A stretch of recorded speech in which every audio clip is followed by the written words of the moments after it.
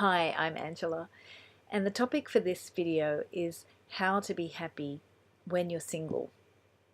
So I'm very aware that I might make this video and there will be people who will never be happy being single because of their commitment to the idea that somehow there's something they're missing out on.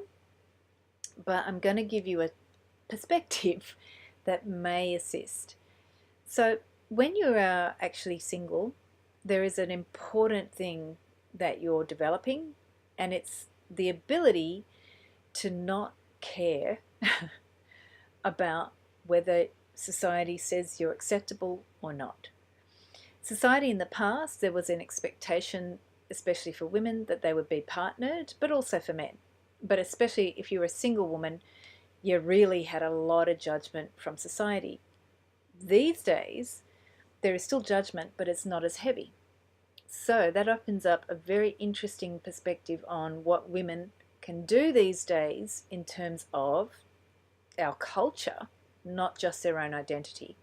So we can have a lot of single mothers these days who are also providing for family, and not just first world countries, all countries have a lot of single mothers that are providing for families. So this is going back, if we think of Helen Fisher's work, back to the Sahara, where a lot of the women raised families, provided nutrients and foraged for food for their families, and were very independent and weren't tied to a house because they didn't really live in houses.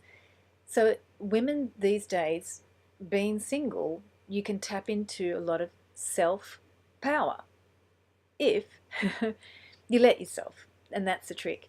Because the trap is to hear the stuff that you should be this and you should be married, and you're not enough if you're not partnered, or emotionally inside of you, you might have that hunger to be in a relationship. Perfectly normal and perfectly desirable as well.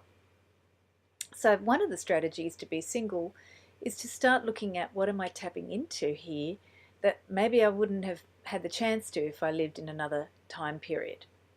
And now I do have to do it on my own, but there is a good thing about that.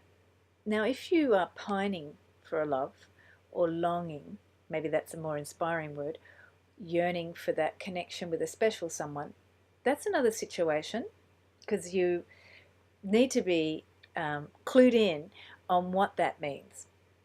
What that means is if you are looking to build a relationship, you're building a relationship. So you're preparing, when you're single, a foundation to build that with. And the coaching work I do is really great for that. I've spent a long time learning how to build a relationship because I committed to doing it.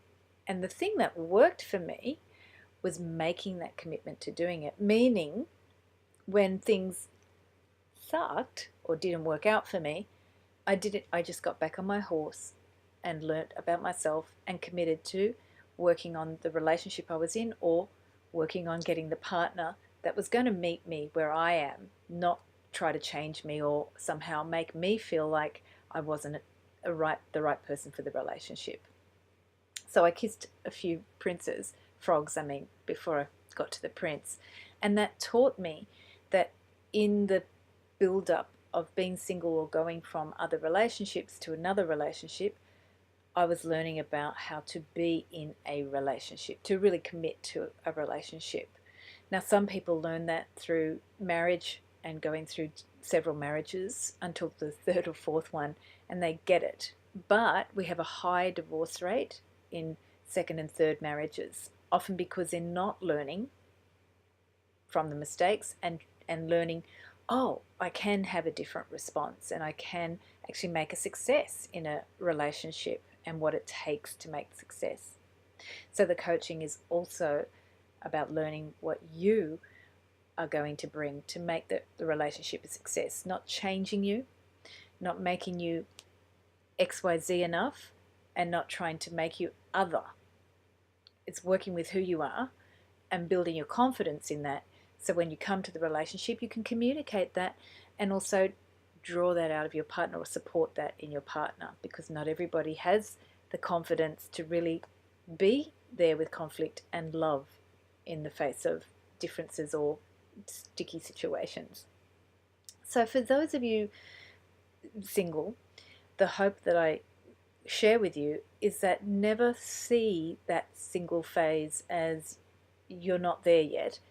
It's actually something else going on, and it will be unique to you. So the lessons I went through were very unique to me, and I've shared that in other videos, including my book, The Body of Love, and not understanding my body. That's why I had to go through the journey I did. But if you do see your relationships as a journey and your singlehood as a journey, you'll actually start to see what is it that I'm perfecting or mastering, it's a better word, so I can be and create the relationship that will give me the love I want.